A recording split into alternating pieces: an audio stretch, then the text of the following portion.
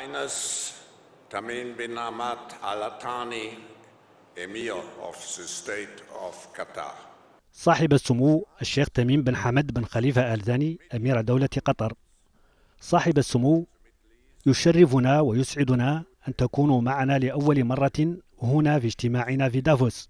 منذ سنوات طويلة لدينا تعاون قوي مع دولة قطر، وفي سنة 2010 أتذكر لما استضفنا القمة في الدوحة لكي نتناول موضوع آثار وتداعيات أزمة 2008-2009، الأزمة المالية تحت قيادتكم صاحب السمو. صاحب السمو، لقد أصبح بلدكم قوة كبيرة جدا في القضايا الدولية، بلد صغير لكن لديه أثرا كبيرا. قطر اليوم لديها سمعة كشريك حقيقي في الدبلوماسية الدولية والعلاقات الدولية. لقد عززتم علاقات قطر مع دول الجوار، بما في ذلك المملكة العربية السعودية وإيران وتركيا. لقد قمتم بالتفاوض والوساطة في الشرق الأوسط وآسيا، وهذا ما أسهم إلى حد كبير في تعزيز الاستقرار على المستوى الدولي والحل السلمي للنزاعات.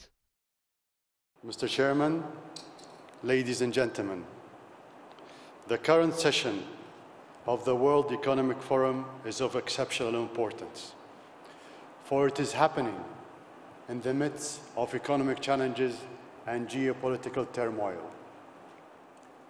Before we can hope for economic prosperity, we must first examine, repair, and enforce our framework for peace. And we need to send a reassuring message to people around the world. Only through unity we can overcome the conflict that divides us. I can tell you that after years of peace facilitation through mediation, that we can never give up hope. We should never give up trying to bring parties together, as long as we believe our efforts could save even a single life. Our attempts to mediate will be worth it. Our united efforts need to be based on principles already agreed on in the Charter of the United Nations, international law, and respecting each other's sovereignty. In recent decades, we have witnessed the marginalization of the role of the United Nations, the transgression of the rule of law in international relations, and the breakdown of basic respect for one another's independence. Solving dispute through aggression is on the rise, and it has reached one of its worst peaks in the war here in Europe. We are in touch with all parties concerned in the Ukrainian crisis, and I am ready to contribute to every international and regional effort to find an immediate peaceful solution to the conflict between the Russian Federation and Ukraine. Qatar firmly rejects the aggression of the sovereignty of states and any act that would constitute a violation of international law. We stand in solidarity with the millions of innocent refugees who are victims of this European war, and with the victims of all other wars taking place right now, victims of every race, nationality, and religion.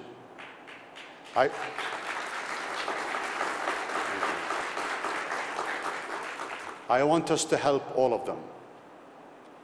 As we rightly apply laser focus to find a diplomatic solution to the Ukrainian crisis, I hope we can equally give as much attention and effort to resolving all those forgotten or ignored conflicts. They all deserve peace, security, and dignity. The most glaring example is in Palestine, which has been an open wound since the establishment of the United Nations. Those families have been occupied for decades with no relief in sight. The escalation in illegal settlement aggression has been relentless, and the same goes for the continual attacks against the Palestinian people. I keep praying that the world wakes up to the unjust and violence and finally acts. Shireen Abu Akleh,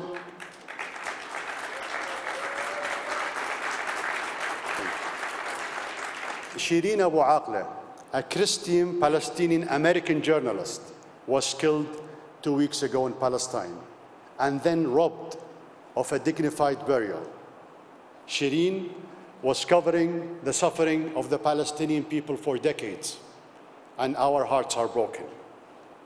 Her death was just as horrific as the 7 journalists killed in Ukraine since March of this year, and 18 other journalists killed in Palestine since 2000, and many other journalists killed in the line of duty in Iraq, Syria, and Yemen. In the 21st century, we should not tolerate these aggressions, and we should not accept a world where governments have double standards about the value of people based on their religion, region, or race. We consider the value of each European life to be just as precious as someone from our region. Distinguished audience, as a small state, maintaining regional and international peace and security constitute a special priority for the state of Qatar. We work tirelessly to help manage, solve, mitigate conflicts, including our ongoing efforts in Afghanistan. We were honored to be able to help with the evacuation efforts in Afghanistan, and it was only possible thanks to the years spent investing in peacekeeping, expert mediation, state-of-the-art military and special forces, search and rescue teams ranked as some of the best in the world, and the countless hours of sweat, tears from so many. All those years of investment, training, building strategic partnership paid off. At a time when we were needed to step in and rescue people, I'm so grateful for all your sacrifices. My friends, I also consider protecting the environment to be a responsibility for all of us. Qatar has placed sustainability front and center and focused our rescue resources to develop emission reduction technologies and cleaner energy. We intend to play an active role in encouraging regional and international policy development surrounding both energy and environment. We have all seen over the past months what happens when we don't work together. At this critical moment in time, we must wisely balance the need to take care of the environment and simultaneously provide energy security for the world. This will take coordination and intense collaboration between all governments, companies, stakeholders, and every one of us. Because every single one of us needs energy. And right now, almost 1 billion people are still without a reliable energy source. As one of the largest producers of liquefied natural gas in the world, Qatar invested in LNG expansion efforts for years, understanding that LNG is a critical base-load energy source needed during the transition, which is already taking place. Increased energy production can provide the world with a cleaner, safer, more reliable, and flexible energy. Achieving global energy security will lead to market stability and reduce the economic effects of the current energy crisis. Ladies and gentlemen, as most of you know, for the first time in the Middle East, Qatar will be hosting the FIFA World Cup the end of this year. We are working hard so this major sport event can allow our entire region the chance to host the world. For decades now, the Middle East has suffered from discrimination. And I have found out that such discrimination is largely based on people not knowing us and in some cases refusing to get to know us.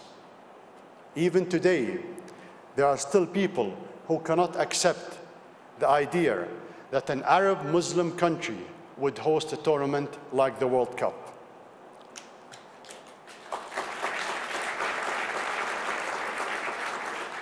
These individuals, including many in positions of influence, have launched attacks at a pace never seen before when a mega sporting event was hosted by other countries on different continents.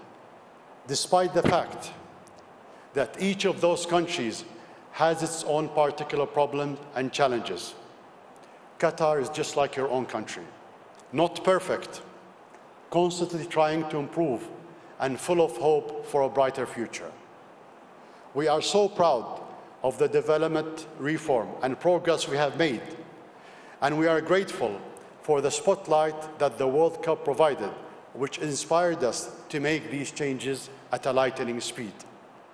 I assure everyone listening that this edition of the World Cup will be a special one.